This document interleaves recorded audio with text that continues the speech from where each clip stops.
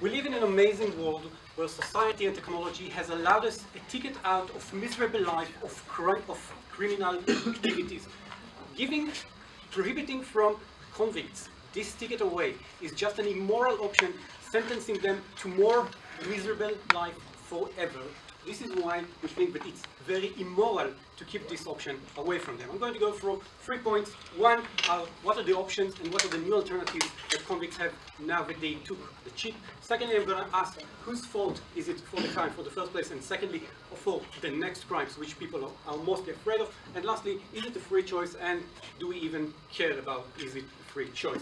Firstly, a few points of rebuttal. So firstly, we get from closing the notion that it's immoral to give people two bad choices, but this is the whole system looking like. This is when we give them, when they can plead guilty and get a shorter sentence. This is something which is lies in the asymmetry of the state and the convict. When we're giving them the ability to give, to try to rehabilitate inside all the processes which they did not choose just to get a shorter sentence, it's another option we give them which could be bad for them, which could contradict their personality. So it doesn't. We don't even see what it aligns with, so we don't really understand why it's important. Secondly, they say that some people need to be able to commit crime just to retaliate against the system. For those people, just don't take the chip and continue to do whatever you want, stay in prison and preach forever against the system. And lastly, it ignores Daniel's case. It ignores the fact that this is the only tool we have which basically guarantees that someone will not commit crime and therefore opens the gate for them into society which they want to keep closed for them. So let's go for the first question. So what options does it open for convicts and which options are closed for them today? Firstly, we look at what happens today in society. So we're blocking options for convicts just because they are convicts. And what does it mean?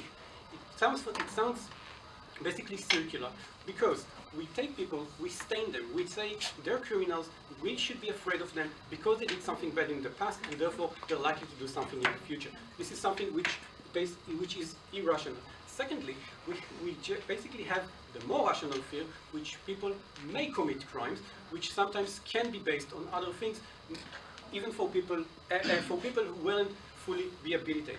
This means that we take these people and we say, you cannot go easily and integrate into society. And what does it mean? It means that these people have much lower chance of getting a job in society. It means that they're very likely to stay poor and they are very likely to suffer from more dependence, from being dependent on the criminals in the society where they go back to. These people are going to suffer more. And why? And this is where I'm going to answer opening opposition. This is where these people are sent into the place where they depend on other criminals. Why? Because when they don't have the option of going back into the war, into the labor force, they don't have many alternatives. When they don't have these alternatives, they're even more likely to commit crimes. What happens when they commit crime? They need the protection of other criminals in higher level. These are exactly the people who are there to threaten them, just to threaten them by not cooperating with them. And these are the people who force them into cooperation by violence. These are the people who have to suffer from the fear of violence. And what we get from opening opposition, they say, no, they say, well, those people might have some places where they will find it hard to defend themselves in the cases where it's unclear where we could predict or couldn't predict the laws. So these are very, very narrow cases. What Daniel showed you is right now we're sending them into lives where they don't have almost any alternative. And in many cases, they're stuck there. And this is why so many of these people go back into crime. So what do we get from the first point? Firstly, we get that this is the ability for them to rehabilitate. Secondly, we see that this is a place where we keep them away from crime and from being abused by the same people who sometimes send them in the first place opening. Coercion. A law system that criminalizes many more people for no justified reasons. Loss of judicial discretion. Possibility of prison return without rehabilitation because of lack of incentives. All of these are huge harms that we show that actually match the criteria of a government, of an invalid thing for a government to do in a debate. Can you please engage with one of them, or more? Yes, luckily I have more points. It's not surprising. So let's look about whose fault is it anyway, and why do we think that we are not allowed to keep away this option from them. So when we look at Daniel's analysis, we see that in many cases, the state, by institutional failures, send these people into the criminal paths. This means that in many cases, the state itself is responsible for some or sometimes even all of the choice of these people by by committing crime.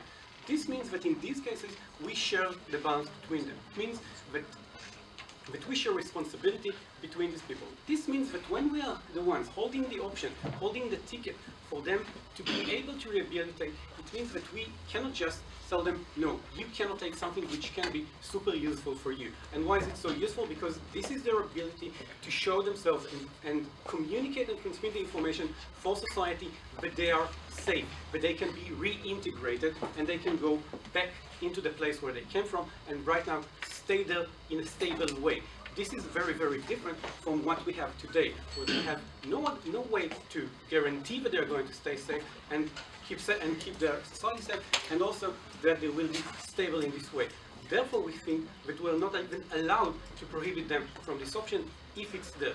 Lastly, is it a free choice? So, in order for this to be a free will choice, they need to be well informed, and they need to have and they need to know that they have other alternatives. So, firstly, it's something which is very easy for them to understand. They know what crime is, they know what their tendencies are, and they know what is going to block them. Secondly, they know into which kind of society they're going back, and they know what they need or don't need for them in order to continue living. So it means that they have all the information ahead. Secondly, they do have the option to choose it. As we see that some prisoners choose not to take some rehabilitation system and stay for more time in prison. It means that just telling people you will have to stay in prison doesn't mean that they cannot refuse this option. So this means that they have this kind of option. And secondly, we say even if they don't have this option, we're going to send them into worse life for society, and therefore it doesn't really matter because we force them into this place, and therefore this all free choice doesn't mean anything.